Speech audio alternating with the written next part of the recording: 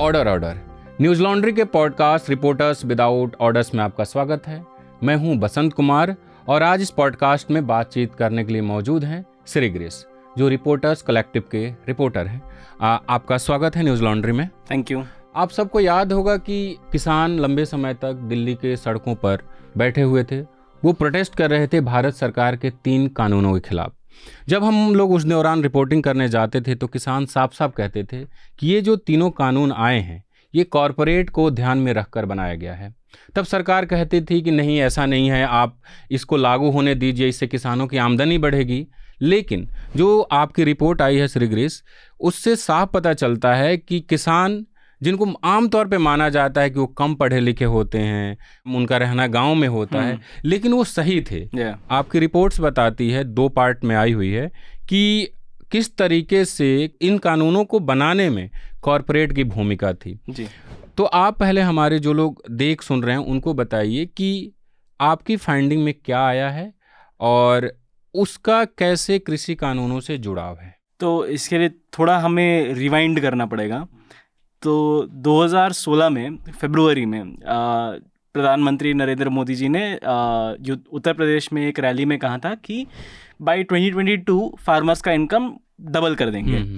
उन्होंने ये तो नहीं बताया कि कैसे करेंगे, बट उन्होंने ये अनाउंसमेंट तो ज़रूर कर दिया था।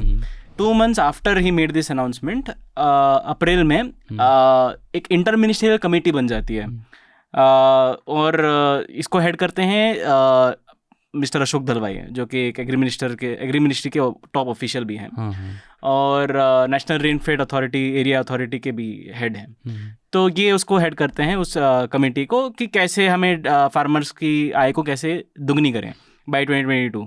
और ये 3000 पन्नों का, लगभग 3000 पन्नों का 14 वॉल्यूम्स में रिपोर्ट जारी करते हैं ओवर 2 years। जी जी। And they consult a wide set of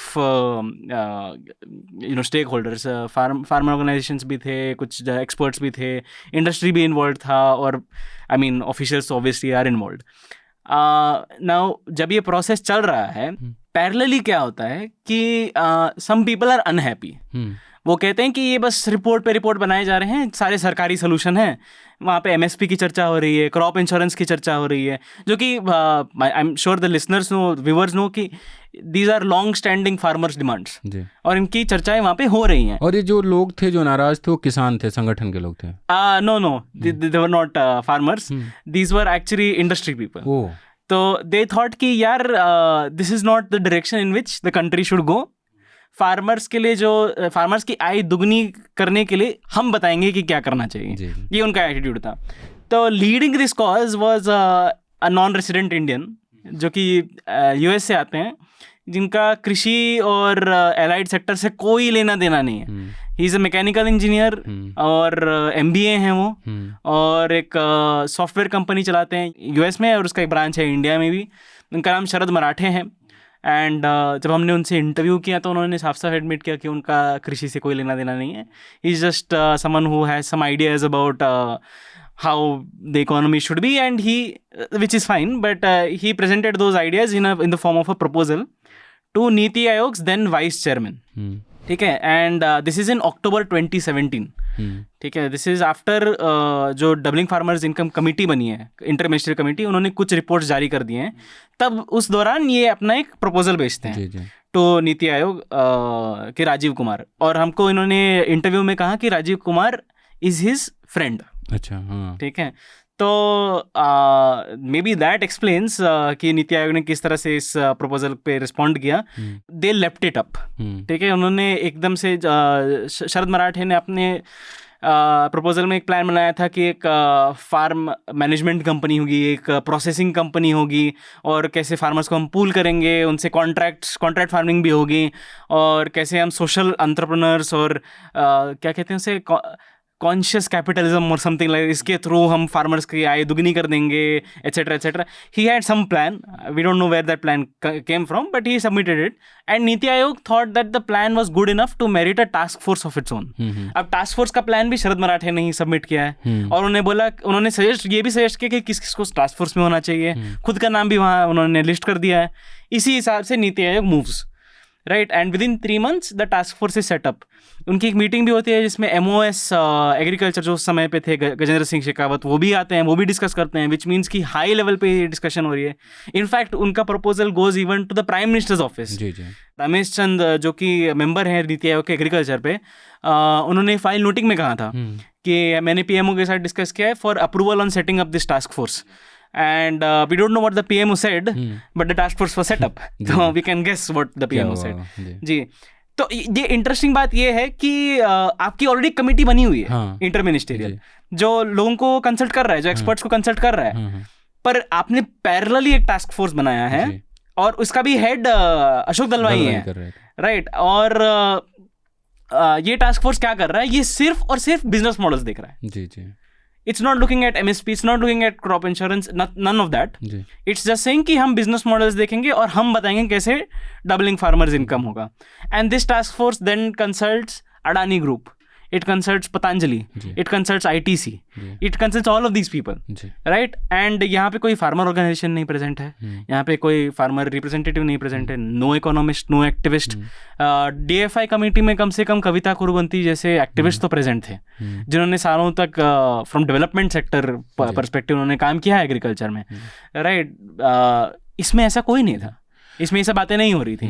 and eventually what we found is that this platform served as a lobby, this task force served as a lobbying platform for corporates, and वही farm laws में फिर एक शरद मराठे आते हैं जिनका कृषि से कोई लेना देना नहीं है और वो भारतीय किसानों की स्थितियों को भी अच्छे से नहीं जानते होंगे. बिल्कुल नहीं जानते. वो एक प्रपोजल देते हैं और 2017 अक्टूबर में सरकार उसको मान जाती है और उस पर एक टास्क फोर्स बनता है और उसके मेंबर भी बन जाते हैं. ये जो टास्क फोर्स बनी थी, इसका मकसद क्या था? कहने के लिए तो ये फार्मर्स का इनकम डबल करने के लिए ही था. But if you look at what kind of proposals they were actually making, in fact even if you see इनका जो initial proposal था, he is talking more about how businesses should get in. इनके meetings के minute में भी देखे तो वो बात करते हैं कैसे एग्रीकल्चर से हमें एग्री बिजनेस की ओर मूव करना है. They are openly talking about how to provide corporate entry into agriculture. On paper they are saying, I mean everything is on paper actually, but कहने के लिए they are saying कि हम किसानों की आय दुगनी करना चाह रहे हैं. बट अगर आप देखें तो कि इनके प्रपोजल या इनका डायरेक्शन किस तरफ है, it's all about providing an entry for corporates into agriculture sector. They are not even open, like अगर आप इस तरह करना चाह रहे हो तो आप एक ओपन कॉल भी दे सकते हो. आप बोल सकते हो इस तरह का टास्क फोर्स बनाए. इसको छुपा क्यों रहे हो फर्स्ट ऑफ ऑल, राइट? इसको पब्लिक नहीं किया गया था. नहीं, इसको पब्लिक नहीं किया गया था. नीति आयोग ने अपने एक एनुअल रिपोर्ट में made a very brief mention कि इस तरह का एक टास्क फोर्स बनाए which looks at business models और हम पायलट्स चलाएंगे. They made it seem like some grand plan. But कौन है इसका member? Who are these people? जैसे आप DFI कमेटी का देखेंगे, उनका प्रेस रिलीज जारी हुआ है, उनका बाकायदा एक पेज बना है एग्रीकल्चर मिनिस्ट्री में, सारे उनके रिपोर्ट्स अपलोडेड है.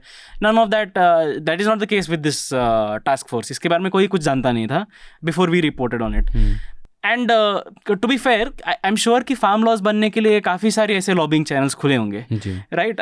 But this is the first evidence के साथ जो हमें एक लॉबिंग चैनल मिला and we have reported on it. जी, एक चीज़ बताइए कि जो अशोक दलवाई के लीडरशिप में पहली कमेटी बनी थी जिसको हेड कर रहे थे और बाद में इसको भी वही हेड कर रहे थे, तो जो दोनों की फाइंडिंग थी तो उसमें जैसे उसका भी मकसद था किसानों की आमदनी डबल करना, इसका भी मकसद था. दोनों में से सरकार किसकी बातों को ज़्यादा मानी? इन लोगों की बात को, जो कृषि कानून बना उसमें इनका असर ज़्यादा दिखता है कि जो दलवाई वाली पुरानी कमेटी है उसका?